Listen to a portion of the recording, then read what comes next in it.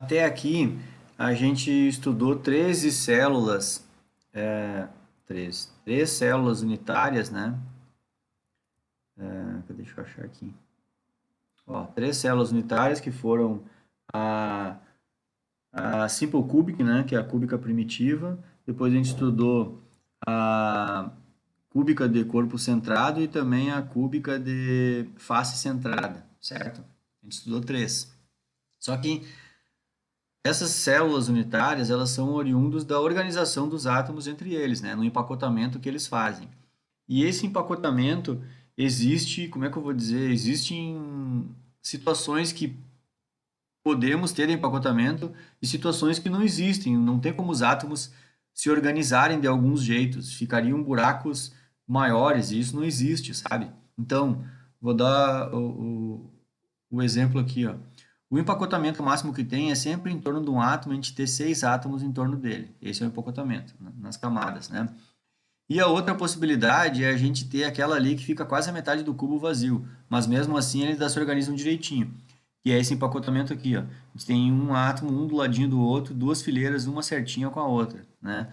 O que gera, por exemplo, o cubo de face centrada ou o cubo primitivo, tá? Só que são só esses jeitos de empacotamento que tem. Não tem como a gente ter, por exemplo, em torno de um átomo, cinco átomos. Não tem como. Então, até o livro tenta explicar esse negócio aí. Não dá para entender direito, mas é esse desenho aqui, ó. Não tem como a gente ter um empacotamento que em torno de um átomo eu tenha cinco. Eu vou deixar uns buracos malucos lá. Então, isso não existe na natureza.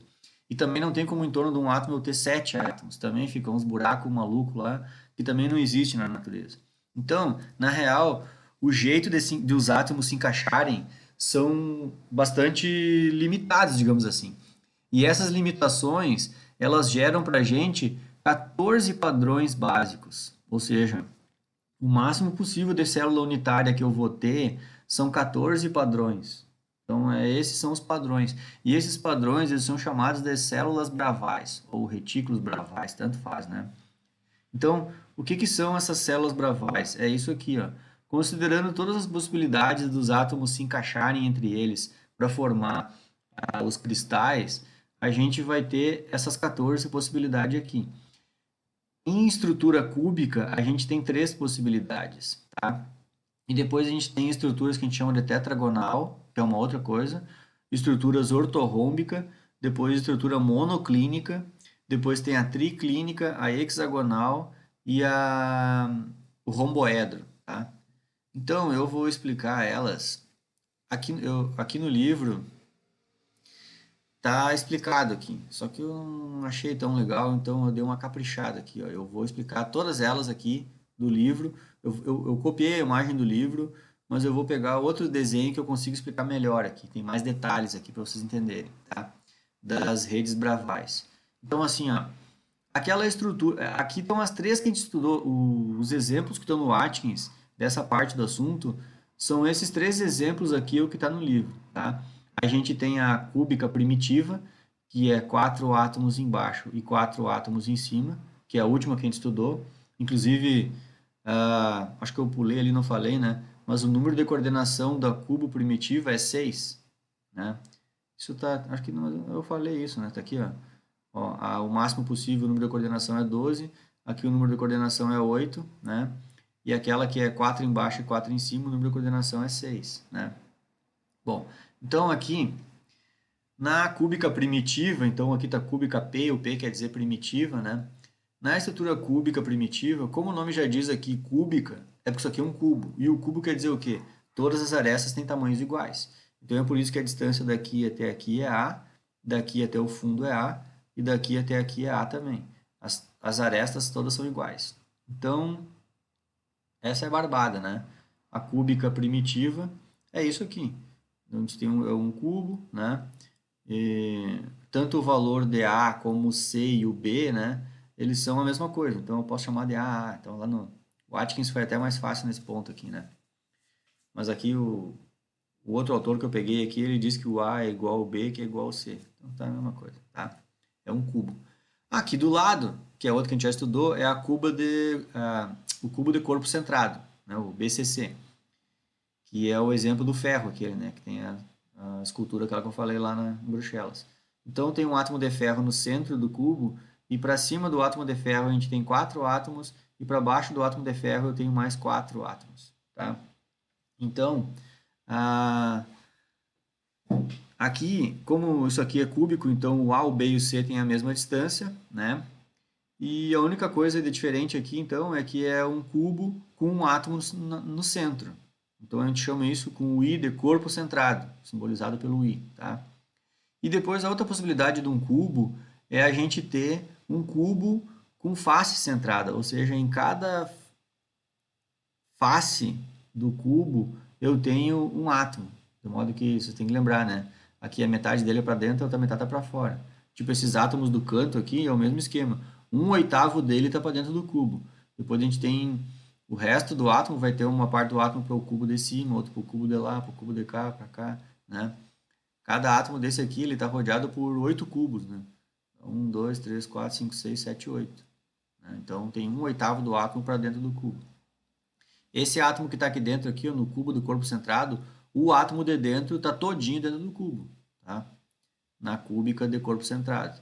E agora a cúbica de face centrada, que é o FCC, que é o outro que a gente já estudou aqui no livro, essa aqui a gente tem, é aquele esquema que eu falei, que é até o cálculo que tem ali no exemplo do Atkins. Ó, esse átomo aqui tem a metade dele, com a metade desse dá 1, metade desse com a metade desse dá 2, a metade desse com a metade desse dá 3. E aqui, ó, 1/8 de cada um desses 8 aqui, ó, 1/8 de 8 dá 1. Então, tem 4 átomos para dentro do cubo. Aqui a gente tem um átomo inteiro, mais 4, 1/8, dá 2 átomos. E aqui a gente tem 4, 1/8 de átomo. Dentro desse cubo aqui eu tenho um átomo. Dentro desse cubo aqui eu tenho 2. E dentro desse cubo aqui eu tenho 4 átomos. Certo? Bom, então agora, essa aqui então das redes bravais, das 14 possibilidades, 3 são essas, que é os exemplos que estão bem explicadinho no Atkins. Só que tem outras possibilidades, pessoal. Pode ser que quando os átomos se estruturem, a gente tenha uma distância diferente dos átomos que estão na camada A, que é a camada de baixo, para os átomos da próxima camada. Então, a distância dos átomos de baixo para os átomos que estão para cima é uma distância diferente. Ó. Estão vendo aqui que está mais comprido? Então, aqui já não é um cubo, isso aqui é um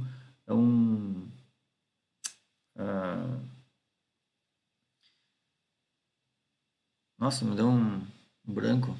Não é um cubo, é um... Deu um branco agora no nome. Que o cubo tem faces iguais, né? Deu um... Nossa, pouco me lembro. Deu um branco agora. Mas então, mas só que não é esse nome que é o mais comum que a gente chama, né? Na verdade, a gente chama esse sistema aqui de rede Braval de tetragonal, tá? Tetragonal, então, é isso. É um retângulo, né? Aliás, quando a gente tem o quadrado, é os lados iguais, né? E um retângulo, que é um dos lados mais compridos, o volume desse retângulo aqui, a gente vai chamar então de tetragonal, tá? Então, essa é a diferença. Só que com esse formato aqui, onde uma das colunas tem a altura diferente, esse formato aqui existe sobre duas possibilidades. Existe ele assim, que é o tetragonal P, o primitivo, né? Então, a única coisa que muda aqui é a distância de C é diferente das outras duas lá, né? Então, aqui está dito que um ângulo, a distância A é igual a B, mas é diferente do C, entendeu? Uma coisa, a mesma explicação. Estou usando duas explicações ao mesmo tempo aqui. E a outra possibilidade é a gente ter esse cubo primitivo aqui, só que de corpo centrado. Então, a gente vai ter um átomo dentro do cubo, tá? E aí, então, a gente vai ter a tetragonal I, que é um tetragonal de cubo centrado. Então, a gente já estudou 3 antes, com mais 2 aqui deu 5, né? E agora a gente vai estudar outras 4 possibilidades, que é a geometria ortorrômbica. O que é ortorrômbica? Se a cúbica, os 3 lados eram iguais, na anterior, 2 eram iguais e 1 era diferente. Na ortorrômbica, os 3 lados são diferentes. A distância da aresta A não é igual à distância da aresta B e não é igual à distância da aresta C. Então, a gente tem um cubo, né, com distâncias nenhuma igual, né? As distâncias de A é uma, que não é igual a do B, e não são iguais às do C. E essa possibilidade aqui, esse geometria, esse desenho de célula unitária, a gente chama de ortorrômbica. Tá? E as ortorrômbicas vão ter a primitiva, que é essa aqui, vai ter a ortorrômbica com a metade de um átomo para cima e no lado oposto a metade de outro átomo. A gente já vai chamar isso de face centrada oposta, que é simbolizada por C. Tá? Então é simplesmente isso, só que não tem nas outras faces, é só em duas faces. Então essa é a diferença delas. A outra coisa muito parecida com isso seria essa última, que é a ortorrômbica F, face centrada. Então qual que é a diferença dessa para essa? É que essa aqui ela é face centrada em todas as faces. Eu tenho a metade de um átomo aqui, metade do outro lado, metade aqui, metade do outro lado, metade aqui, metade do outro lado. E aqui eu só tenho metade de um lado e metade do outro lado. É isso que diferencia essa dessa. E aqui a que eu não falei é a que a gente já sabe que é o de corpo centrado, que tem um átomo dentro do cubo. Então, as geometrias ortorrômbicas diferem nisso. O lado das arestas, o A, o B e o C, nenhum é igual ao outro. Então, gera uma outra geometria. Então, a gente já tinha estudado 5 células unitárias, agora a gente estudou 6, 7, 8, 9. São 14, né? Bom, então, seguindo para as próximas células unitárias, a gente vai estudar essas mais duas aqui, ó, 10 e 11, tá? Como é que são chamadas essas células? Essas células aqui, elas são chamadas de monoclínica. Lembrando que as monoclínicas, de novo, o lado A é diferente do B, que é diferente do C. Vocês veem que elas vão só complicando, né? Então, ó, nenhum lado é igual e agora uma coisa mudou. Nenhum ângulo aqui é igual ao outro. O ângulo do A com C é 1. Só que o ângulo do C com B é outro. Aliás, o ângulo do C com B e o ângulo do B com A, eles são iguais, que é 90 graus. Até que tu consegue ver aqui, ó. Isso aqui tem 90 graus aqui, né? Tá? Para cima aqui, ó. Mas esse quadrado aqui, ele tá meio tortinho. Esses quadrados aqui do lado. Que é o... Esse aqui é 90 graus, né? Só que esse... Isso aqui não é um quadrado, tanto é que a coisa não vem para cima aqui, ó, essa aresta aqui, ó, ela está inclinada na diagonal aqui, ó. Então, esse ângulo aqui não é 90 graus, ó. E assim como isso aqui está inclinado para lá, essa parte, se tu olhar esse desenho aqui de baixo também, isso aqui, esse quadradinho aqui não está bem direito, não está bem certinho, né? Então, esse ângulo aqui e esse ângulo aqui são de 90 e um dos ângulos não é 90, entendeu? Então, é isso que configura a estrutura monoclínica. A gente tem arestas diferentes, A, B e C são diferentes, e um dos ângulos não é 90 graus. Um dos ângulos não é 90. Tá? E a gente tem essa estrutura, então, chamada de monoclínica, sobre duas formas. Ou ela na forma primitiva, 4 átomos embaixo, 4 átomos em cima, ou ela de face centrada oposta, que é numa face a metade de um átomo, na outra face a metade de outro átomo. Então, a gente já tinha estudado 9 aqui, 10 e 11. Faltam para 14, faltam 3, né? Então, as últimas 3, que são as mais complicadinhas geometricamente, são essas aqui. Vamos lá para vocês verem o que muda. A primeira das 3 últimas é a triclínica. Vamos lá. Na triclínica a gente tem? O A é diferente do B, que é diferente do C. E todos os ângulos são diferentes de 90 graus. Então, dá essa estrutura, esse desenho aqui, ó. A única coisa que eu gosto mais no Atkins ali é que ele faz esse desenho em verde aqui que dá uma ajudada, mas o resto eu não, sei lá, não acho tão boa a explicação assim. Principalmente nesses dois últimos aqui. Então aqui essa é a triclínica, a gente tem A, B e C é diferente e os 3 ângulos aqui são diferentes, tá? E aqui, depois dessa estrutura triclínica, tem uma outra estrutura de célula unitária, que é a hexagonal. Pessoal, não confundam esse hexagonal aqui, ó, esse hexagonal aqui que a gente falou aquela hora de empacotamento. Mas quando a gente tem empacotamento hexagonal, é possível dentro de um empacotamento hexagonal a gente observar que aqui a gente tem uma célula unitária. Vamos pegar aqui, ó, tá vendo esse átomo aqui, ó? Esse. E a gente olhar para baixo aqui tem esse. A gente tem um cubo aqui, ó. Tá vendo esse cubo aqui? Ó, isso aqui é um cubo, tá? E dentro desse cubo aqui vai ficar um deles ali. Então, agora se tu voltar ali para minha explicação lá, voltando para a minha explicação lá, é essa a explicação aqui. Se tu tiver um empacotamento de átomos na forma hexagonal, tu pode ver que uma parte desse hexágono aqui, ó, tu enxerga um cubo dentro dele, ó, que está mais em negrito aqui, ó. E isso lá no Atkins ele pegou só o cubo. Ele não mostrou que esse cubo veio daqui, ó, de um hexágono em cima de um hexágono. E aí veio o cubo. A questão aqui é que nesse cubo as distâncias A e B são iguais. O que muda é a distância C, que é a parte para cima aqui, ó. A parte de baixo até a parte de cima está diferente das distâncias de A e B. Então a gente tem um quadradinho perfeito aqui em cima, um quadradinho perfeito aqui em cima e só a distância aqui que difere. E o detalhe é que esses ângulos aqui, ó, como aqui é um quadradinho, esses ângulos aqui, ó, são 90 graus, né? O alfa e o beta aqui, ó, tá? São de 90 graus, aqui tem 90 graus, 90 graus. O que vai mudar aqui é esse ângulo aqui, ó, o gama, tá? Que é esse ângulo aqui, ó. Esse quadrado aqui, ele tá meio atravessado aqui, tá meio mais aberto. Então, lá no Atkins, ele botou aqui, ó, que daqui até aqui tem 120 graus. E é bem isso, ó, porque esse ângulo aqui, ele tem 120, até porque a gente tem, dentro de um hexágono, a gente tem esse cubo que está em negrito, mas se tu olhar para o lado de cá, aqui, ó, aqui tem outro cubo, estão vendo lá? Se tu olhar aqui onde estou circulando com o mouse, a gente tem um cubo lá para baixo também. E se tu olhar aqui, aqui tem outro cubo. Então, um hexágono, na verdade, ele gera 3 cubos. Então, se a gente tem 3 cubos iguais aqui no hexágono, esse ângulo aqui é 120 graus, porque aqui eu vou ter 120, com mais 120 dá 240, e depois mais 120 fecha os 360, entenderam? Então, é por isso que esse ângulo aqui é 120 graus, tá? Então, o hexagonal, o nome já ajuda a gente, ele é um cubo que veio de um hexágono, entendeu? Cada hexágono gera 3 cubos desse. E esse hexágono aqui, ele também gera uma coisa maluca, que é o seguinte, é possível em 2 hexágonos desse, a gente ter um cubo meio dentro dele aqui, ó. Tá vendo aqui, um cubo dentro dele aqui?